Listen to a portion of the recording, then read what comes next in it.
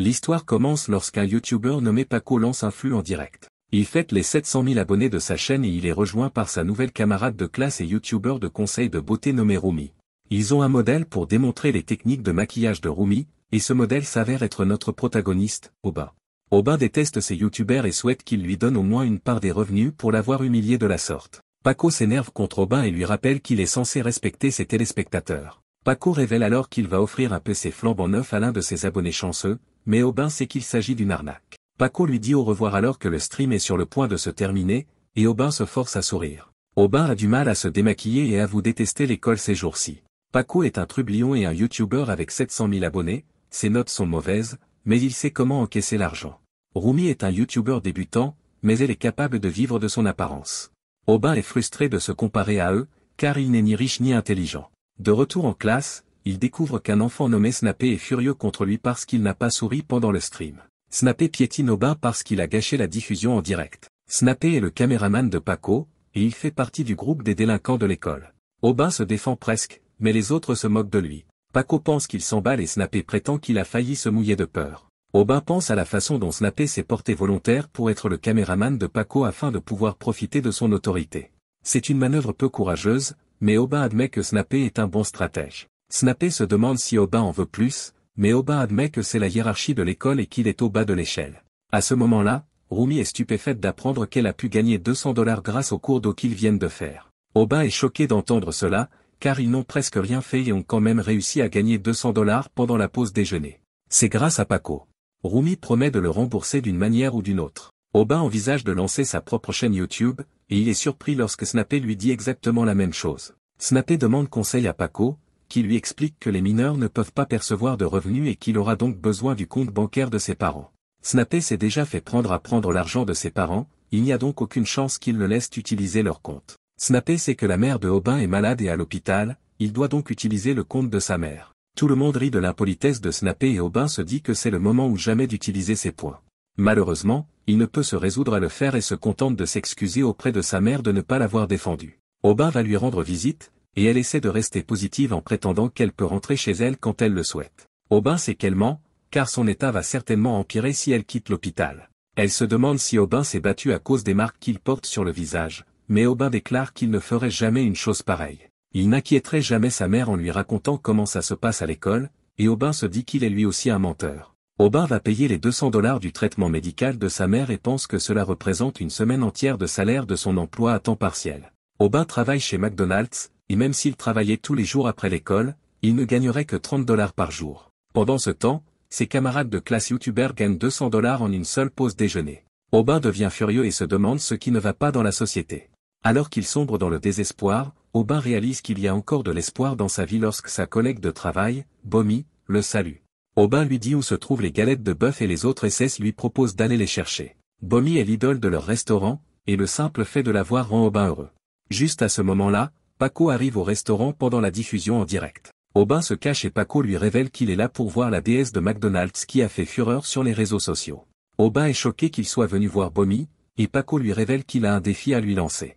Si elle n'est pas capable de faire un hamburger en 30 secondes, elle devra lui donner son numéro. C'est le pire cauchemar de Aubin, qui sait exactement ce que Paco est en train de faire. Ce hamburger spécifique contient plus de 10 ingrédients et il serait impossible de le préparer en moins de 30 secondes. Il est clair qu'il essaie juste d'obtenir son numéro de téléphone. Paco agit comme s'il ne voulait pas relever le défi, mais les téléspectateurs l'ont forcé à le faire. Les autres travailleurs font remarquer qu'aucun d'entre eux n'a les coordonnées de Bomi et se demandent si les youtubeurs ont le droit de faire ce qu'ils veulent. La tension monte, mais tout le monde est choqué lorsqu'Aubin révèle qu'il a fini de préparer le burger.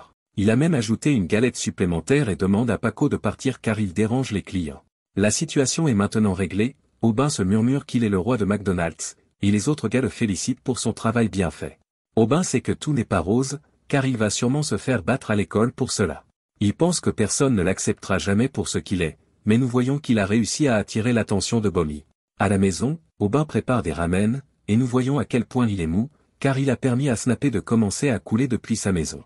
Aubin est très déçu et s'excuse auprès de sa mère d'avoir laissé Snappé utiliser son compte en banque. Aubin entend dire que quelqu'un va donner 200 $ à Snappé pour avoir tué 30 personnes, et il le maudit d'avoir déjà gagné de l'argent aussi facilement. Il est tellement énervé qu'il crache dans le ramen de Snappé. Snappé l'ayant forcé à le faire, Aubin se demande s'il ne devrait pas demander à Snappé de partager une partie des revenus qu'il obtient. C'est alors que Aubin trébuche sur une rallonge électrique, débranchant le courant de Snappé et le recouvrant de ramen brûlant. Aubin s'excuse pour l'accident, mais Snappé est furieux de perdre 200 $. Aubin répète que ce n'était qu'un accident, mais Snappé se contente de l'insulter, tandis que Aubin reçoit des coups de pied sans relâche. Il commence à réaliser à quel point il est pathétique de se faire battre dans sa propre maison. Les coups se poursuivent, mais Aubin devient furieux lorsque Snappé lui dit que c'est de sa faute si sa mère a un cancer. Aubin riposte en donnant un coup de poing au visage de Snappé. Pour la première fois, Aubin donne un coup de poing à quelqu'un. Les deux hommes commencent à se battre, et Aubin se rend compte que la bagarre n'est pas aussi importante qu'il l'avait toujours cru. Les deux hommes se battent sans retenue, mais ils ne se rendent pas compte que la caméra de la retransmission en direct est toujours allumée. Ailleurs, une fille de leur école regarde le flux. Après le combat, l'adrénaline de Aubin retombe et il commence à ressentir la douleur. Mais ce n'est pas tout, il se rend compte que la réparation de la maison va coûter de l'argent. Aubin déteste devoir toujours se préoccuper de l'argent et décide de fuir tous ses problèmes en dormant. C'est à ce moment-là que Aubin réalise à quel point il est malheureux. Il pense encore à la facture d'électricité qu'il va devoir payer et éteint une multiprise qui se trouve à proximité. Le lendemain matin, Snappé l'appelle et lui demande furieusement de retirer une vidéo. Comme Aubin n'a aucune idée de ce dont il parle, Snappé lui explique qu'il doit supprimer le flux en direct de YouTube de la veille. Aubin lui fait remarquer que le flux s'est déconnecté lorsqu'il a trébuché sur le câble, mais il se rend compte que le cordon qu'il a débranché ne servait qu'à l'écran, pas à l'ordinateur. Snappé fond en larmes en révélant que leur combat était entièrement retransmis par la caméra. L'écran s'est éteint, mais tout était retransmis en direct. Ce n'est pas tout, car le flux a également été transformé en vidéo. Aubin nie l'avoir téléchargé, mais Snappé explique que YouTube le fait automatiquement si un PC se déconnecte pendant une diffusion en direct. Snappé n'est pas en mesure de l'effacer lui-même puisqu'elle se trouve sur le compte de la mère de Aubin. Snappé veut le mot de passe, mais Aubin, paniqué, l'ignore pour vérifier si tout cela est vrai. Aubin est horrifié de constater que tout est vrai et que la vidéo a déjà reçu plus de 10 000 commentaires. Elle a même atteint d'autres sites de médias sociaux, et il est clair que la vidéo s'est répandue dans le monde entier en une nuit. Aubin pense que c'est terrible, car il est passé d'un harcèlement local à un harcèlement mondial. Il s'apprête à supprimer la vidéo avant que les choses n'empirent, mais il lit des commentaires sur l'argent que la vidéo va rapporter grâce à son nombre de vues. YouTube paie un peu plus d'un demi-penny pour chaque vue. Aubin fait donc les calculs et est stupéfait de réaliser que cette vidéo vue 10 millions de fois rapportera un peu plus de 6 000 $. À l'école, les élèves rient en regardant ce combat ridicule. Snappé arrive et voit tout de suite qu'ils ont vu la vidéo. Il est furieux car il a travaillé si dur pour égaler Paco afin de devenir populaire, mais tout est gâché parce que la vidéo du combat a fait de lui la risée de l'école. Snappé refuse de se laisser faire et choisit donc une cible facile à intimider. Snappé se prépare avec confiance à s'affirmer et à rétablir la hiérarchie à l'école. Il le fait en giflant sa cible facile, mais il ne peut pas revenir en arrière car cela se retourne contre lui et la cible commence à le frapper. Snappé supplie Paco de l'aider, mais ce dernier s'en moque éperdument. Snappé a bousculé les gens toute sa vie, il est donc évident pour lui qu'il ne pourra pas changer sa nouvelle réputation de risée. À l'hôpital, Aubin est choqué par une facture médicale de 800 $. Aubin ne faisait que plaisanter et règle la note en toute confiance. Ce n'est plus un problème pour lui, car il sait qu'il va bientôt recevoir plus de 6 000 $ pour la vidéo. C'est alors que Snappé apparaît pour lui donner un coup de poing en plein visage. Il lui fait remarquer qu'il est la risée de l'école et exige la moitié de l'argent de la vidéo. Aubin refuse et il recommence à se battre. Aubin a déjà combattu Snappé une fois, il n'a donc plus peur. Aubin essaie de rassurer Snappé, mais refuse toujours de lui donner l'argent. C'est alors que Snappé révèle qu'il a enregistré le combat qu'ils viennent d'avoir. Il a tout planifié et a montré ses talents de caméraman en cachant la caméra. Aubin craint qu'il ne le télécharge lui-même, mais Snappé lui fait remarquer que personne ne regarderait le même contenu recyclé. Il prétendrait simplement qu'il s'agit d'une mise en scène et les insulterait pour avoir réalisé la vidéo. Snappé n'est pas venu combattre Aubin, il est venu demander à Aubin de se joindre à lui. Snappé lui propose de gagner encore plus d'argent, et Aubin est stupéfait à l'idée de pouvoir gagner à nouveau autant d'argent. Snappé rappelle qu'il est l'ancien producteur de Paco et qu'il pourrait donc faire la même chose pour Aubin.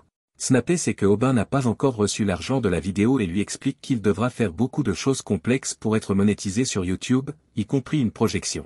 Mais ce n'est pas tout, car Snappé submerge Aubin de questions sur la personne qui filmera et montrera ses vidéos. Snappé lui fait remarquer que Paco n'a réussi à percer que grâce à sa planification et à son travail de caméraman. Snappé propose à Aubin d'être son producteur et lui explique que tout ce qu'il aura à faire, c'est de se présenter.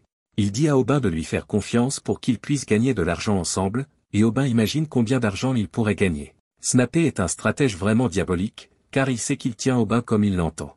Son véritable plan est d'utiliser Aubin pour son compte afin de remonter dans la hiérarchie. Aubin veut savoir comment ils vont partager l'argent et Snappé lui explique qu'il va tout gérer. Comme ils sont amis maintenant, il décide qu'il recevra 90% des revenus et Aubin 10%. Les deux se préparent à se serrer la main, et le méchant Snappé se dit que Aubin fera tout le travail et qu'il s'élèvera avec aisance. Mais Aubin n'est pas si bête. Il rejette l'offre et rappelle à Snappé qu'ils ne sont pas amis.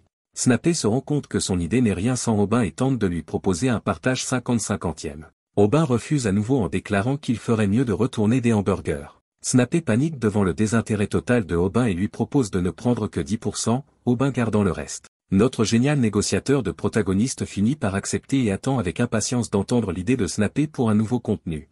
Snappé est furieux de voir que Aubin n'est pas aussi bête qu'il le pensait, mais il est heureux qu'ils aient conclu l'accord. Il révèle alors de façon surprenante que leur nouveau contenu consistera à dénoncer les brutes en temps réel. Merci d'avoir regardé mon récapitulatif.